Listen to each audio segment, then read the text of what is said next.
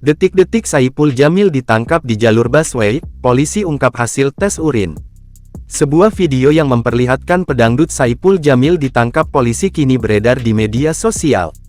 Dilansir dari akun Instagram @jakartabarat 24 jam pada Jumat tanggal 5 Januari tahun 2024 tampak sejumlah orang membantu Saipul Jamil yang menangis saat mencoba keluar dari gorong-gorong.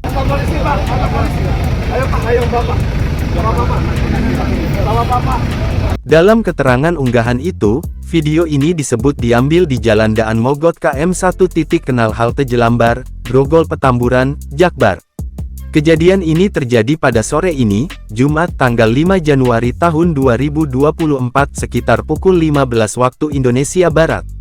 Melansir Kompas.com, Kapolsek Tambora Kompol Doni Harvida mengatakan, berdasarkan hasil tes urin, Saipul Jamil dinyatakan negatif narkoba.